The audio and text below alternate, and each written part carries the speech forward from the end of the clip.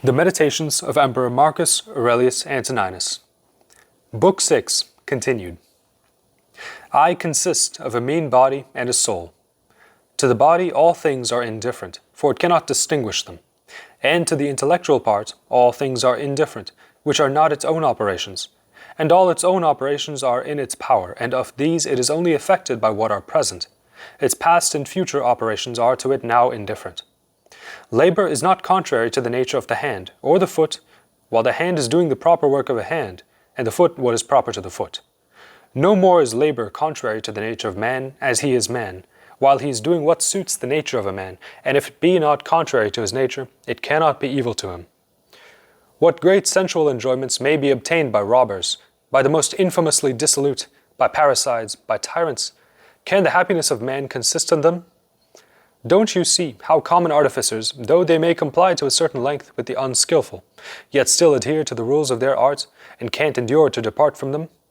Is it not grievous that the architect or the physician should show a greater reverence to the rules of their peculiar arts than the man, as he is rational, shows to the rules of human life, rules which are common to him with the gods? Asia, Europe, are but little corners of the universe. The whole ocean is but a drop of it. Athos but a little clod. All the time of this present age is but a point of eternity. All things are but little, changeable, and presently to vanish. All things proceed from the universal governing mind, either by direct and primary intention, or by necessary consequence and connection with things primarily intended. Thus, the horrid jaws of the lion, poisons, and whatever is pernicious as thorns, as mire, are the consequences of those venerable and lovely things you admire. Don't, therefore, imagine them foreign to that constitution of nature which you reverence, but consider well the fountain of all things. He who sees things present has seen all things which either have been from eternity or shall be to eternity, for all are of the like nature and similar. Consider frequently the connection of all things in the universe, and the relation they bear to each other. All things are, as it were, entangled with each other, and are therefore mutually friendly. This is a natural consequence or in a natural series with the other, either by connection of place, or mutual conspiring to the same end, or by continuity of substance. Adapt thyself to those things which are destined for you by Providence, and love those men with whom it is your lot to live, and that with a sincere affection. An instrument, a tool, a utensil is then right when it is fit for its work, even though the artificer who formed it be gone.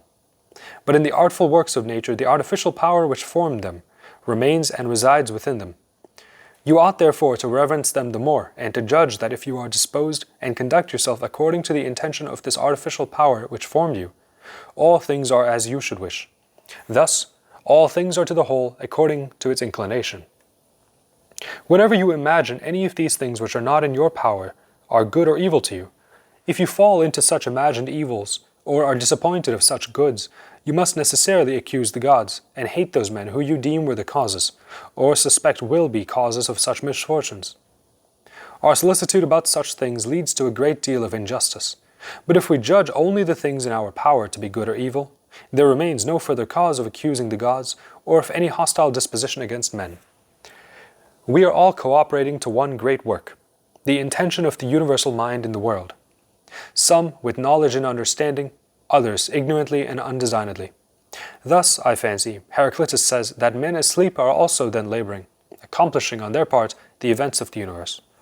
One contributes to this one way and another way.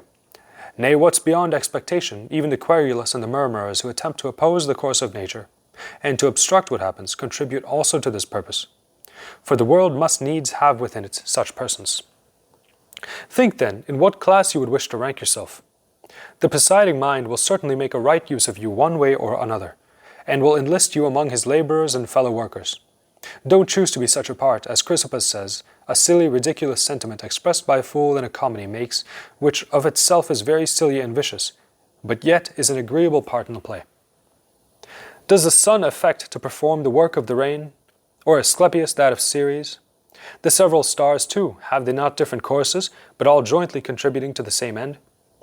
If the gods have taken counsel about me and the things to befall me, the result of their counsel is certainly good. A god without counsel and providence is inconceivable, and what could move them to do me any mischief? What advantage could thence accrue, either to themselves or to the universe, about which they are chiefly concerned? If they have not taken counsel about me in particular, they certainly have about the common interest of the universe. I ought, therefore, to love and cheerfully embrace that which happens in consequence of what is well ordered for the universe. If indeed they take no counsel about anything, which it would be impious to believe, for then we might quit sacrificing prayers and swearing by them, and all acts of devotion which we now perform from a persuasion of their presence and concern in the affairs of human life. But grant they took no thoughts about our affairs, yet certainly I may deliberate about myself. My deliberation must be about my true interest. Now that is the true interest of everyone, which is agreeable to the structure of his nature. My natural constitution is that of a rational being, fitted for civil society. My city and country, as I am Antoninus, is Rome, but as I am a man, 'tis the universe. That alone, therefore, which is profitable to those cities, can be good to me. Whatever happens to anyone is profitable to the whole. This is enough. But if you attend, you will see this also holds universally, that what happens to any one man is profitable also to others. Let the word profitable be taken here in a more popular sense, to relate to things indifferent. As it happens in the theatre and such places of the shows that the same and like things always presented at last cloyas. The same happens in the whole of life. For all things earlier or later are just the same and from the same causes.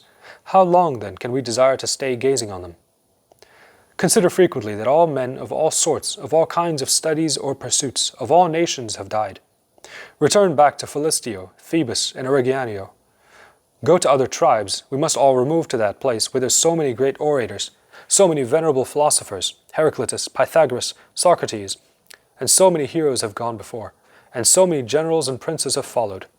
Add to these Eudoxus, Hipparchus, Archimedes, and other acute, sublime, laborious, artful, and arrogant genii. Yea, such as have wittily derided this fading mortal life, which is but for a day, such as Menippus and his brethren. Consider that all these are long since in their graves, and what is there calamitous in this to them, or even to such obscure men whose names don't remain? The one thing valuable in this life is to spend it in a steady course of truth, justice, and humanity, toward even the false and unjust. When you would cheer your heart, consider the several excellencies and abilities of your acquaintances, such as the activity of one, the high sense of honor and modesty in another, the liberality of a third, and other virtues in others. Nothing rejoices the heart so much as the appearances or resemblances of the virtues in the manners of those we converse with, frequently occurring to our view. Let us therefore have them ready to reflect upon. Are you grieved that you are only of such or such a small weight, and not 300 weight? No more reason have you to be grieved that you live to such an age and not to a greater. Be content, as with quantity of matter, so with the space of time appointed for you. Let us study to convince others of what is just, but let us ourselves act what is just, whether they will or not. Should one oppose you with superior force, then rouse your resignation to Providence and your tranquillity, and improve this obstruction for the exercise of some other virtue.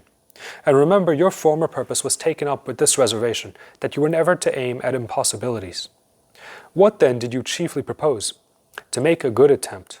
In this you succeed, although you don't obtain what you first aimed at. The vainglorious man places his good in the action of another, but the sensual in his own suffering or passive feeling. The wise man places it in his own action. You have it in your power to have no such opinion, and thus to keep your soul undisturbed.